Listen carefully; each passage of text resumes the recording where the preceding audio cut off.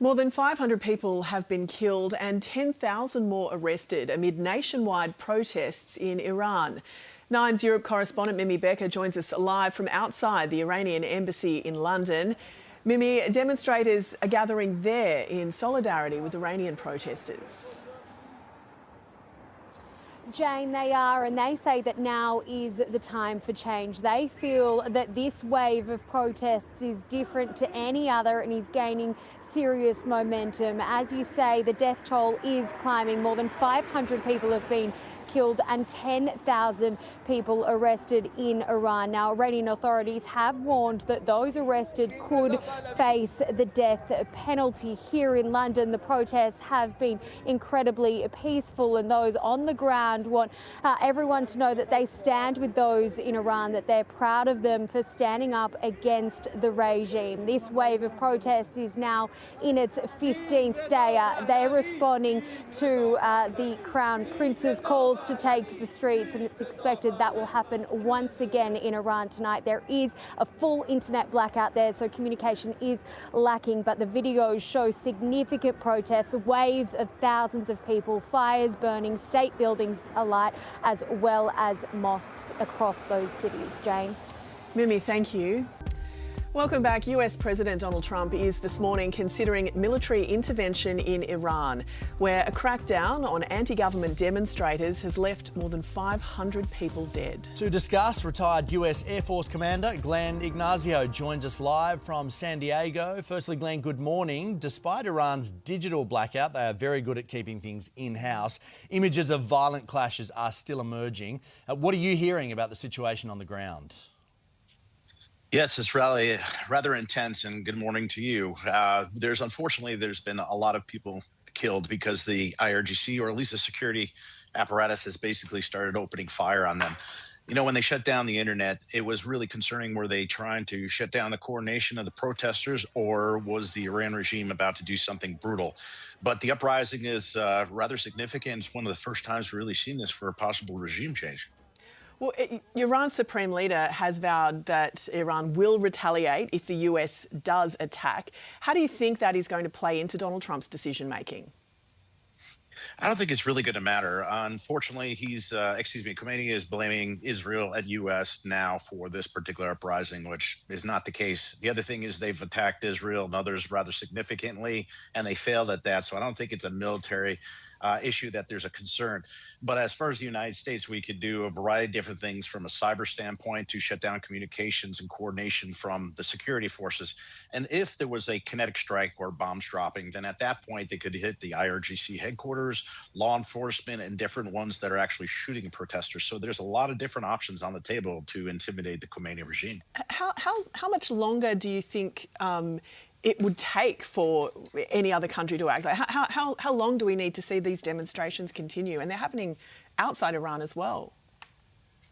Yeah, it's happening worldwide. So I think you really see the perception, or at least the perspective, of what the Iranian people worldwide want to do. One of the things that, if you look at a situation like this, there has to be somebody that is rising to the level that is going to be sponsored, like for a better term, to take over from Khomeini. And we don't see that. So we see the protesters, you know, they're not completely organized, and I don't mean that to be critical. There's a lot of them, but there has to be somebody that has to rise that would be put in place to replace Khomeini from the protesters' perspective, and we don't see that yet. So hopefully that will change. Timing, don't know, but if they have something like that, then you're really pushing to get somebody replaced. It's been a very busy fortnight, but we're just 2 weeks into 2026. Already the US has targeted Venezuela and Syria. This doesn't really mesh with Trump's campaign promise to really focus on domestic issues. So why do you think there's been this change of policy, and how much of it is about distracting from issues at home? I don't know. I look at each particular event. Of course, there's always like that movie Wag the Dog or something like that about distracting. But I looked at a lot of different things like Venezuela. You know, even outside of all the particular legal, 20 to 40% of the global cocaine was distributed through Venezuela. That's around the world, to you, everywhere. So there's impacts there. There's impacts to Ukraine because this would crash the oil prices for Russia. As far as Iran and everything, we do look at the nuclear. There's so many different aspects to this that have always had a reaction to a prior event, like the soldiers being killed. So I don't think it's much as far as distraction, but again, it strikes not putting boots on the ground that Trump promised. again, not being a political aspect to this apolitically, but I don't think it's really a distraction. I think it's really intent on hitting these targets. Well, with all that in mind, how do you think the situation in Iran is going to develop over the next few days? Again, I hope somebody rises, or at least the original Shah's son is one of the prominent individuals that could possibly take over. So the sooner somebody like that could get in safely, or somebody again rises within the protesters' avenue that considers and guarantees a freedom of the people, the sooner that happens, the sooner that something could happen. But they're really targeting the Khomeini regime right now to possibly take them out. But if they do, then who takes over immediately? That's the concern. It's like every time we talk, we say we'll see what happens in the next few days, and something big does. So, Glenn, we'll chat next time and see what it brings. Thank you for your time. You bet. Take care of yourself. The dust has barely settled following Donald Trump's military operation in Venezuela, and already the US president is contemplating intervention in Iran. All the while, domestic tensions continue to flare after a US citizen was killed by an immigration agent in Minneapolis. Joining us to discuss today's headlines is Liberal Senator Andrew Bragg in Sydney and 3AW's Shane McGuinness in Melbourne. Andrew, first you, is Trump right to consider military intervention? Well, Iran are the baddest people on earth, pretty much. I mean, this is the worst regime. They're harbouring terrorists. They're terrible to their own people. And so the best thing we could do for humanity would be to get rid of the Iranian regime. So my hope is that the US will consider all its options to rid humanity of these terrible people. Seems a long way from Trump claiming no new wars, but here we are. Shane, first to Venezuela for you. Is the US at the risk of overestimating its own power here? Well, I think when it comes to Venezuela, Joel, I mean, I think there was a lot of support when the US toppled Maduro.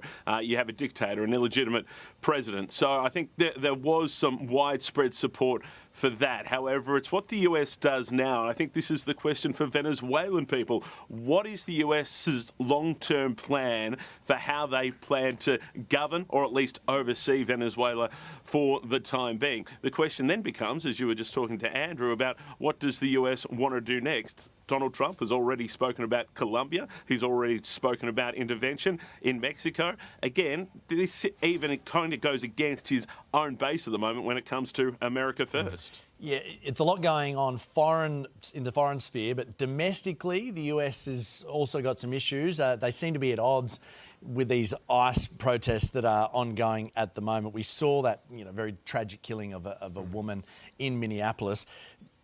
What's he got going on there? Is his foreign issues trying to, mask stuff happening domestically? I think he's got to focus on the big ones. And, if Iran was to be toppled, I mean, that would be the big one, right? Because they are the global centrepiece of a lot of the bad operations. Hamas, Hezbollah. I mean, they're trying to interfere in our country here in Australia because they hate open Western societies. Meanwhile, they're repressing, of course, their own citizens. So I know that the US should be focused on the really big ones. I don't think they can sustain a dozen different little proxy wars. And then at home, they've got to be really careful that they're treating people with respect. I mean, they can't go around shooting people. I think they've got to be very careful that they protect their own citizens. If they want to deport people, then they've also got to do it in an orderly way. This woman... They can't be shooting people. You can't. It seems strange that you have to say that. You can't be shooting your own people. No. And this woman wasn't even an illegal immigrant. We have to maintain standards in the West, right? I mean, we're not going to be in any position to lecture others if we're going around shooting our own people. I mean, it's unacceptable.